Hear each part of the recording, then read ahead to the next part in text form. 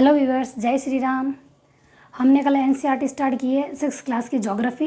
तो हमारा topic complete नहीं हो पाया था और हमारा पहला टॉपिक है 6th क्लास की ज्योग्राफी है। उसका फर्स्ट चैप्टर है सौरमंडल में पृथ्वी। तो आधा हमने जैसे सूर्य के बारे में वगैरह पढ़ लिया था, थोड़ा बहुत ग्रह के बारे में पढ़ लिया था, आंतरिक और बाह्य ग्रह, मेजर ग्रह या माइनर ग्रह वो हमने पढ़ लिए थे। ठीक है, तो आज हम पढ़ेंगे ग्रहों की विशेषताएँ। ज़्यादा टाइम वेस्ट नहीं होगा, ग्रहों की पता नहीं कब ये ख़त्म हो जाए, जल्द से जल्द ख़त्म करना है क्योंकि एक ज्योग्राफी नहीं पढ़नी है, हमें और भी बहुत सारी चीज़ें पढ़नी होती है। तो आज हम पढ़ते हैं ग्रहों की विशेषताएं। तो देखो ग्रहों की विशेषता में क्या है, देखो पहले तो अपन को ये पता होना चाहिए कि ग्रह कितने हैं। पहले ग्रह 9 थे, अब ग्रह 8 है। कब से 8 हुए हैं? 2006 से, अगस्त 2006 से।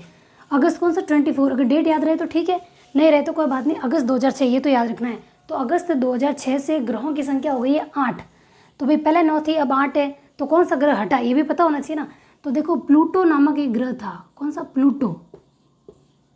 अब वो ग्रह नहीं है। कब से नहीं है? 2006 से नहीं है। किसने हटाया? तो अंतर्राष्ट्रीय संगठन था ना, उसकी एक बैठक हुई थी अगस्त 2006 में। तो उस ग्रह को, प्लूटो ग्रह ही था लेकिन उसको ग्रह की संज्ञा से बाहर कर दिया गया। क्यों किया? देखो ग्रह 8 हो गए, इसको ना प्लूटो का बोना ग्रह कहते हैं। बोना ग्रह किससे कहते हैं? थोड़ा बहुत इतना ही पता होना चाहिए कि प्लूटो को ग्रह की संज्ञा से बाहर क्यों किया है, उसको बोना ग्रह कहते हैं। देखो जैसे कि ये सूर्य है, इसके चारों ओर ग्रह परिक्रमा करते हैं। सारे ग्रह इसके चारों ओर परिक्रमा करते हैं अपने अपने परिक्रमा पथ में। ठीक है, अपने अपने परिक्रमा पथ में परिक्रमा करते हैं। लेकिन ये प्लूटो ग्रह ऐसा था जो अपनी कक्षा में परिक्रमा करता ही करता है, दूसरों की भी कक्षा को काटता था। और है ना, ग्रहों की मतलब ये चीज़ फिक्स की हुई थी कि ग्रह किससे कहते हैं? जो अपनी ही कक्षा में परिक्रमा करेंगे। सूर्य की परिक्रमा करो लेकिन अपनी कक्षा में करेंगे। लेकिन ये ग्रह क्या करता था? प्लूटो दूसरों की कक्षा को काटता था, इसलिए इसको ना ग्रह नहीं माना, बोना ग्रह की संज्ञा दे दी और 2006 से एक ग्रह को कम कर दिया और ग्रह 8 कर दिए। ठीक है, अब हम पढ़ते हैं कि ग्रहों की विशेषता क्या है। तो हम सबसे पहले बुध पढ़ेंगे, मरकरी के बारे में। ठीक है, तो देखो मरकरी, बुध क्या है कि सूर्य से सबसे नज़दीक है। एक तो फर्स्ट, जैसे कि सारणी हमने एक चार्ट बना के वैसे भी पढ़ा है, डायग्राम बना के पढ़ा था ना, तो वैसे सूर्य के सबसे नज़दीक है मरकरी यानी कि बुध ग्रह, और सबसे छोटा ग्रह भी है, ये हमने कल पढ़ लिया था, छोटा ग्रह। और देखो इसकी विशेषता क्या है कि सूर्य क्या होता है? मॉर्निंग में सूर्य से पहले उदय होता है। कौन? ये जो बुध और मरकरी, इसको एक ही है, बुध और मरकरी एक ही है, इसका इंग्लिश में नाम यही है। ठीक है, मतलब मरकरी भी आ सकता है, बुध भी आ सकता है। तो बुध सूर्य से पहले उदय होता है मॉर्निंग में, इसलिए इसको कहते हैं अपोलो। मॉर्निंग में सूर्य से थोड़ी देर पहले उदय हो जाता है, इसलिए उसको अपोलो कहते थे। और इवनिंग में क्या? सूर्य से पहले अस्त हो जाता है, इसलिए इसको मरकरी कहते हैं। मतलब अपोलो और मरकरी किसके नाम है? किसकी संज्ञा दी गई है? बुध को, मतलब मरकरी को ही संज्ञा दी है अपोलो और मरकरी की। क्यों दी है? क्योंकि सूर्य से पहले उदय होता है तो अपोलो। मतलब देखो कैसे याद रहेगा, सूर्य से पहले उदय होता है यानी आगे, सूर्य से आगे रहता है तो अ से आगे, अ से आगे हुआ, आगे से याद रखेंगे कि सूर्य के आगे है, मतलब सूर्य से पहले उदय होने वाला, सूर्य से आगे रहने वाला, तो अ से अपोलो उदय। ठीक है, आगे रहने वाला। और सूर्य से पहले अस्त होने वाला कब? इवनिंग में पहले अस्त हो जाता है तो उसको मरकरी। मरकरी तो हमने पहले भी याद कर रखा है कि बुध का नाम मरकरी है, तो इसको मरकरी भी कहते हैं जब अस्त होता है। जब हमें उदय का पता होगा तो मरकरी तो इसका नाम है ही, तो अस्त होते वक्त इसको मरकरी कह देंगे। ठीक है,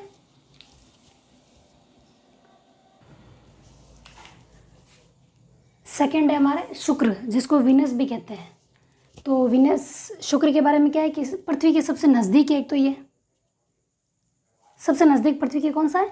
शुक्र, इसलिए इसको क्या कहते हैं? पृथ्वी का जुड़वा ग्रह या फिर सिस्टर या बहन भी कहते हैं। ठीक है, क्योंकि पृथ्वी के सबसे नज़दीक है। नज़दीक की बात याद रखो कि शुक्र है, और पास में कौन होती है? भाई अपनी सिस्टर सबसे ज़्यादा क्लोज होती है, तो सबसे नज़दीक कौन है पृथ्वी के? शुक्र। तो ये पृथ्वी का जुड़वा ग्रह भी कहते हैं, इसको सिस्टर भी कहते हैं। ठीक है, मतलब बहन भी कहते हैं। और सबसे चमकीला है सौरमंडल में, सबसे चमकीला कहाँ पे? सौरमंडल में। सौरमंडल में सबसे चमकीला तारा कौन सा है? शुक्र, इसलिए इसको सांझ का तारा भी कहते हैं। सांझ का तारा कहते हैं इसको। वो याद रखना, बुध का अलग है, उसको मरकरी कहते हैं क्योंकि सूर्य से पहले अस्त होता है इवनिंग में। और ये क्या कहता है? इसको सांझ का तारा कहते हैं। ये भी इवनिंग का ही है लेकिन सांझ का तारा कहता है शुक्र को। और वो क्या? अस्त होने की बात है बुध के लिए। ठीक है, तो शुक्र के लिए इसका सांझ का तारा, सौरमंडल में सबसे चमकीला ग्रह होने के कारण इसको सांझ का तारा कहते हैं। और एक नोट लगा के नोट डाउन कर दो सबसे इम्पोर्टेंट ये क्वेश्चन पूछा हुआ है पहले कि बुध और शुक्र इनके कोई उपग्रह नहीं है। ये दो ग्रह ऐसे हैं जिनके कोई उपग्रह नहीं है, सबके हैं लेकिन इन दोनों के कोई उपग्रह नहीं है।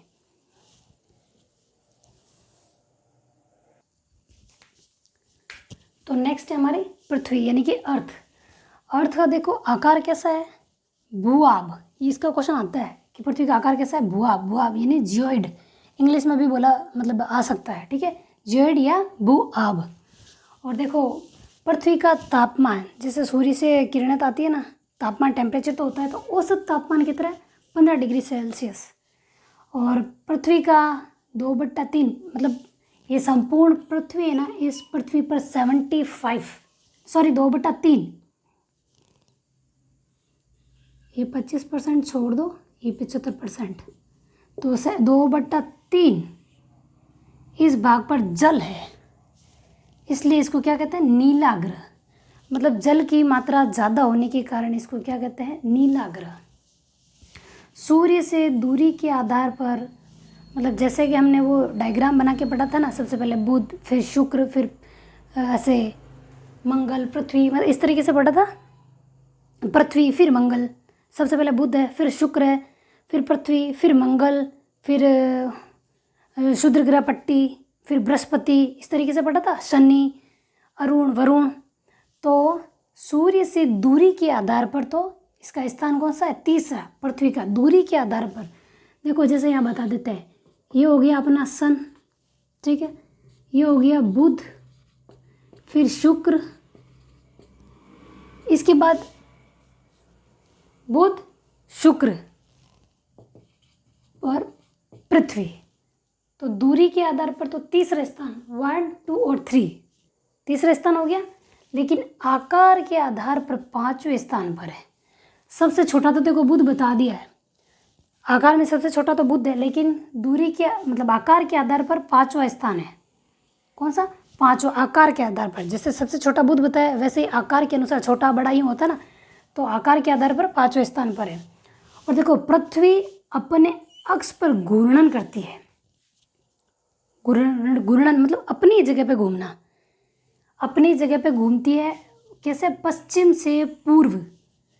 जैसे देखो पश्चिम से पूर्व मैं यहाँ बता देती हूँ, ठीक है। जैसे कि ये लाइन है हमारी, ये हो गया पश्चिम, ये उत्तर, ये दक्षिण, ये पूर्व। तो पृथ्वी किधर से घूमती है, इधर से घूमती है, यूं। पृथ्वी कैसे घूमती है, ये पश्चिम है, पश्चिम से यूं पूर्व की तरफ जाती है, एंटी क्लॉकवाइज। घड़ी यूं सीधी घूमती है, पृथ्वी उल्टी घूमती है, पश्चिम से पूर्व की दिशा। ये देखो अपने अक्ष पर घूर्णन पश्चिम से पूर्व की ओर। देखो एंटी क्लॉकवाइज यानी पश्चिम से पूर्व तो घूमती है पृथ्वी, लेकिन इसकी जुड़वा बहन कौन है, शुक्र। तो शुक्र की घूर्णन परिक्रमा मैं यहाँ बता रही हूँ कि शुक्र कैसे घूमता है। शुक्र घूमता है इसका उल्टा, पूर्व से पश्चिम। शुक्र का देखो मैं यहाँ थोड़ा सा लिख लेती हूँ, शुक्र की ये अपने अक्ष पर घूर्णन है, तो उसका क्या है, पूर्व से पश्चिम अपने अक्ष पर। पृथ्वी का तो हो गया एंटी क्लॉकवाइज, एंटी क्लॉक, और ये हो गया क्लॉक। ये क्लॉकवाइज, ये एंटी क्लॉकवाइज, ठीक है। देखो जब वो अपनी जगह पे घूमती है तो टाइम कितना लगता है। देखो मतलब ये मैं अलग अलग, जैसे पश्चिम टू पूर्व लिखा, तो मैंने इंग्लिश वर्ड यूज़ में क्यों ले रही हूँ पता है, मतलब याद करने में आसानी हो जाए। तो हमने क्या पढ़ा था, पश्चिम टू पूर्व, ऐसे ऐसे शब्दों को बीच में लेते हैं ना, तो वो चीज़ हाईलाइट रहती है, तो याद जल्दी होता है। और इसमें तो घूर्णन अपनी जगह पे घूमने में टाइम कितना लगता है, समय कितना लगता है उसको, 23 घंटे 56 मिनट 4 सेकंड, ठीक है। तो आप दो चीज़ याद रखो, 23 घंटे 56 मिनट। अब 56 में 4 जोड़ता है तभी 60 होता है, तो 4 साइड में आ जाएगा, तो 23 घंटे 56 मिनट, ठीक है। अगर 23 घंटे भी याद रखते हो तो भी आपको याद हो जाएगा कि 56 मिनट ये था और 4 सेकंड लास्ट में ये, ठीक है। 23 घंटे 56 मिनट 4 सेकंड वो अपनी जगह पे घूमती है। और याद रखना ये घूर्णन परिक्रमण परिक्रमा, इसमें कंफ्यूज मत होना, घूर्णन अपनी जगह पे घूमना है।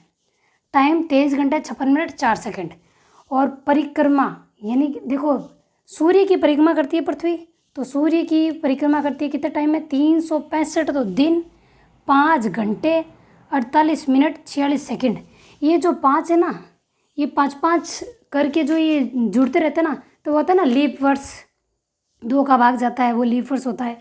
जैसे 365 है 366, मतलब एक ऐड हो जाए 2 का भाग जाए, ठीक है, तो उसको कहते हैं लीप वर्ष। जब फरवरी 28 की नहीं होकर 29 की हो जाती है, ये पता है उस मतलब ये किसकी वजह से होता है, ये इस घंटे की वजह से हो जाता है, 5 5 जुड़ के इसमें ऐड हो जाता है लास्ट में, ठीक है। तो 365 दिन 5 घंटे 48 मिनट 46 सेकेंड, ये क्या हो गया, सूर्य की परिक्रमा करती है कौन, पृथ्वी, परिक्रमा। जैसे अपन कोई पूजा करते हैं ना, या फिर कोई मंदिर जाते हैं, तो ये होता है नहीं कि अपनी जगह पे घूमते हैं, मंदिर के चारों तरफ घूमते हैं ना, तो जो मंदिर के चारों तरफ अपन जो घूमते हैं ना वो है परिक्रमा। ये देखो परिक्रमा, तो ये पृथ्वी, ये सूर्य, तो ये इसकी परिक्रमा कर रही है, मतलब यूँ। तो ये मंदिर होता है तो हम भी ऐसे ही परिक्रमा करते हैं ना। तो ये परिक्रमा कितने में, 365 दिन 5 घंटे 48 मिनट 46 सेकेंड। परिक्रमा याद रखना, परिभ्रमण तो अपनी जगह पे, घूर्णन नहीं, परिभ्रमण, परिभ्रमण, ये परिक्रमा यानी परिक्रमण, बस ये याद रखना।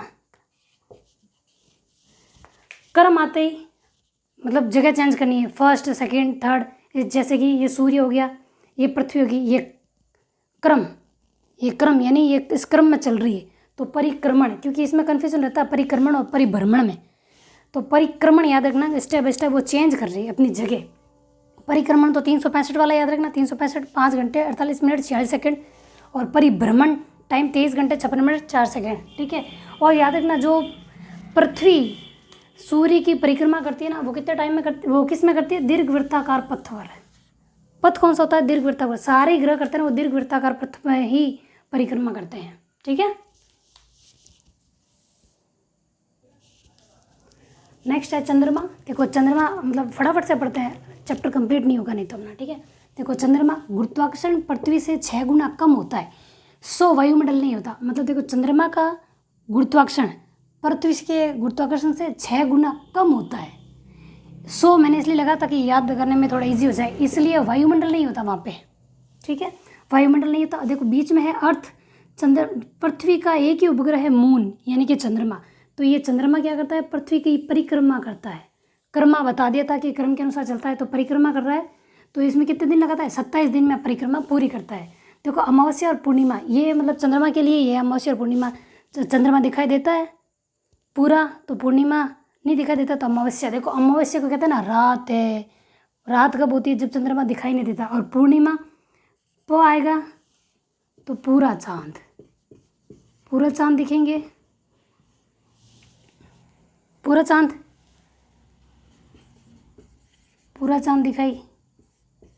चांद दिखाई देगा।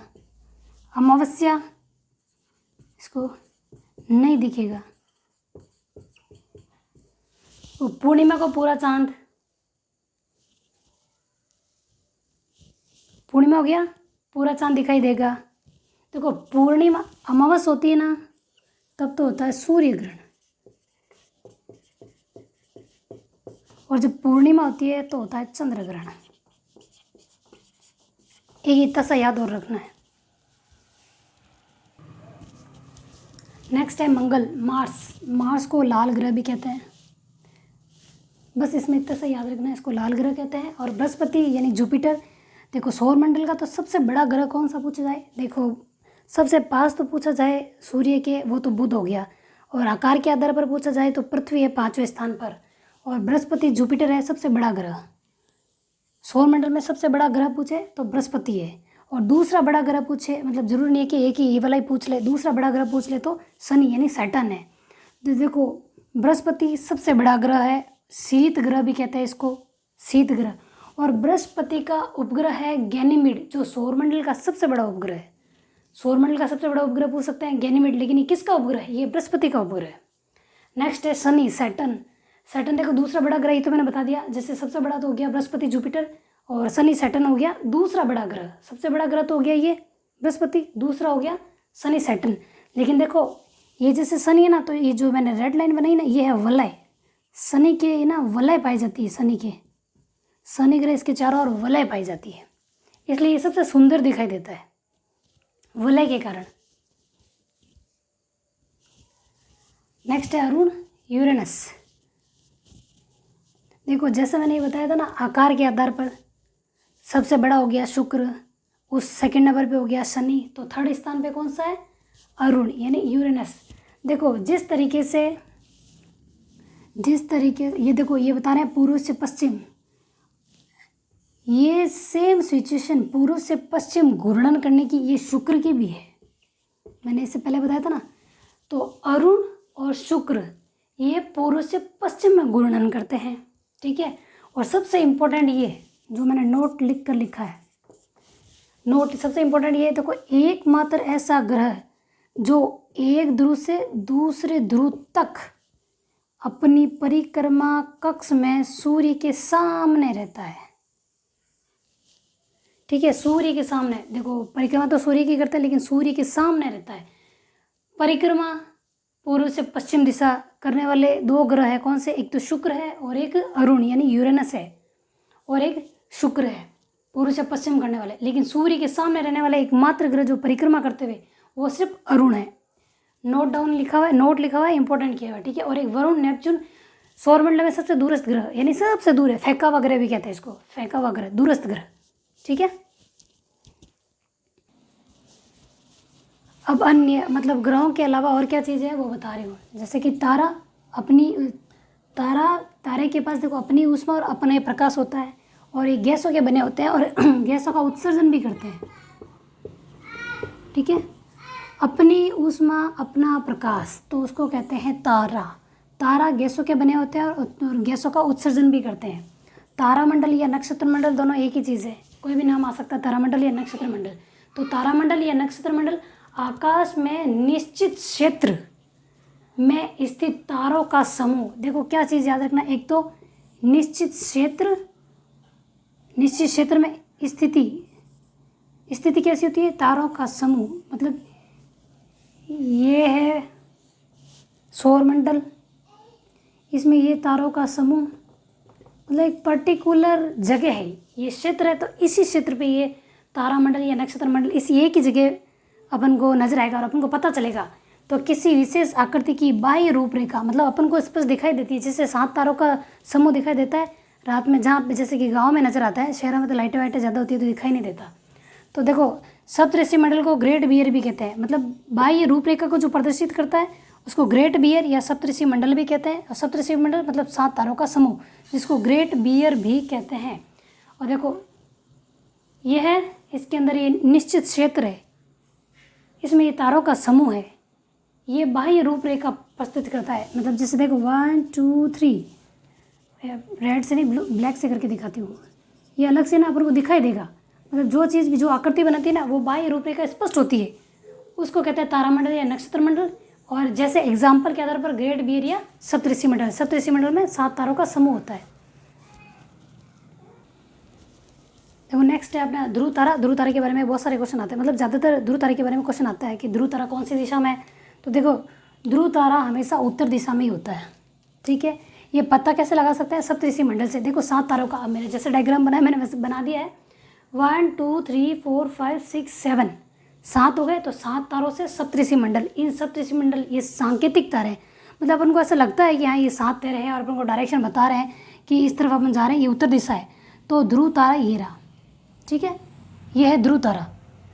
तो मतलब इन 7 तारों से हमें ना ध्रुव तारे की दिशा पता लगा सकते हैं कि उत्तर दिशा किस तरफ है और ध्रुव तारा कहाँ है, कि उत्तर दिशा में ध्रुव तारा है। तो ध्रुव तारे को देखो अटल और स्थिर होता है, मतलब इसकी दिशा कभी भी बदलती नहीं है। तो ध्रुव तारे का शाब्दिक अर्थ क्या हो गया? अटल या स्थिर। देखो उपग्रह मतलब खगोलीय पिंड को उपग्रह कहते हैं, जो ग्रहों के चारों ओर चक्कर लगाते हैं। जैसे कौन सा? देखो उपग्रह जो नेचुरली होते हैं खगोलीय पिंड, जैसे कि चंद्रमा। चंद्रमा क्या है? खगोलीय पिंड है, उपग्रह है जो ग्रह यानी कि पृथ्वी के चारों ओर चक्कर लगाता है, ठीक है।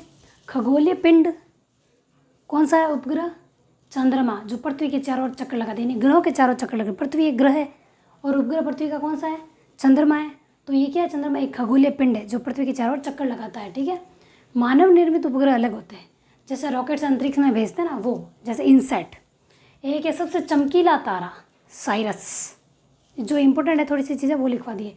और उल्का, जो सूर्य के चारों ओर अनियंत्रित कलाओं में घूमने वाले आकाशीय पिंड, उनको कहते हैं उल्का। ये भी एक लिख लेना थोड़ा, उल्का अगर पूछ रहे तो सूर्य के चारों ओर अनियंत्रित कलाओं में घूमने वाले आकाशीय पिंड है। ठीक है, तो देखो लगभग ये क्लास कंप्लीट हो गई है पूरी, लेकिन अगर इसमें थोड़ा बहुत बाकी रह जाएगा तो मैं ऑब्जेक्टिव क्वेश्चन कराऊंगी, उसमें जोड़ दूंगी, या फिर कल जो थोड़ा बहुत बचेगा तो नेक्स्ट क्लास में बची हुई चीज़ें सारी उसमें डाल दूंगी। ये सिर्फ ना एनसीईआरटी नहीं है, उसके अलावा दूसरी बुक्स को भी शामिल किया हुआ है। ठीक है।